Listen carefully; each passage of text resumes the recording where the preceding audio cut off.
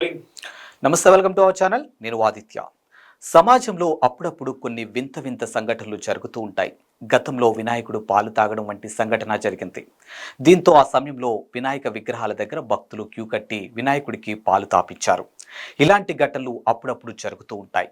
సమాజంలో వింత సంఘటనలు జరుగుతాయని బ్రహ్మం గారు తన కాలజ్ఞానంలో చెప్పినట్టుగా అప్పుడప్పుడు అక్కడక్కడ ఇలాంటి ఘటనలు జరుగుతూ ఉంటాయి. భూమిలో నుంచి నీరు పైకి తన్నుకు వస్తుంటుంది. వేప చెట్టుకు పాలు రావడం, ఇటువంటి వింతలు జరుగుతూ ఉంటాయి. కుక్క, పిల్లి శత్రువులుగా ఉంటాయి, కానీ అవి రెండు కలిసి ఉండే సంఘటనలు కొన్ని చోట్ల జరుగుతూ ఉంటాయి. అలాగే కొన్ని చోట్ల కుక్క, పిల్లి పిల్లలకు పాలు ఇచ్చే సంఘటనలు అక్కడక్కడ జరుగుతూ ఉంటాయి. అలాగే కొన్ని గుళ్ళల్లోనూ వింత సంఘటనలు జరుగుతూ ఉంటాయి.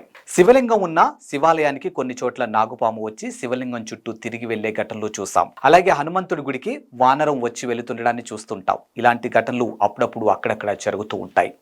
ఇప్పుడు శ్రీకాకుళం జిల్లా పాతపట్నంలోనూ ఒక వింత సంఘటన చోటు చేసుకుంది. పాతపట్నంలోని రామమందిరం దగ్గర ఒక ఆవు విశ్రాంతి తీసుకుంటుంది. ఇక ఆ ఆవు దగ్గరికి ఒక వరాహం వచ్చింది. వరాహానికి బాగా ఆకలిగా ఉండడంతో గోమాత దగ్గర పాలు తాగడానికి ప్రయత్నించింది. అయితే సాధారణంగా ఆవు తన దూడలకు మాత్రమే పాలిస్తూ ఉంటుంది. అలాంటిది గోమాత తన కడుపున పుట్టకపోయినా వరాహానికి పాలు ఇచ్చింది. ఇక వరాహం కూడా తన ఆకలిని తీరే వరకు గోమాత దగ్గర పాలు తాగి వెళ్ళింది. ఈ మొత్తం వ్యవహారాన్ని అక్కడ ఉన్నటువంటి ఒక వ్యక్తి వీడియో తీసి సోషల్ మీడియాలోనూ పోస్ట్ చేశారు. అది కాస్త చర్చనీయాంశంగానూ మారింది. ఇటువంటి ఘటనలే గతంలోనూ కొన్ని జరిగాయి. ఇక చిత్తూరులోని తొంటంబేడు మండలం పెద్ద కన్నలింగలోని ఎస్టీ కాలనీలో కోడిపుంజు గుడ్లు పెట్టింది. ఇక గుడ్లు పెట్టడమే కాకుండా ఆ కోడిపుంజు ఆ గుడ్లను పొదిగి పిల్లలను చేసింది. ఈ వింత ఘటన స్థానికుడైనటువంటి సుబ్రహ్మణ్యారెడ్డి ఇంట్లో ఉన్న కోళ్లను ఒక కోడిపుంజు 5 గుడ్లు పెట్టింది. దాంతో యజమాని ఆశ్చర్యానికి గురయ్యాడు. ఇక 5 గుడ్లను పుంజు కింద పొదిగి వేయడంతో అది 5 పిల్లలను పెట్టింది.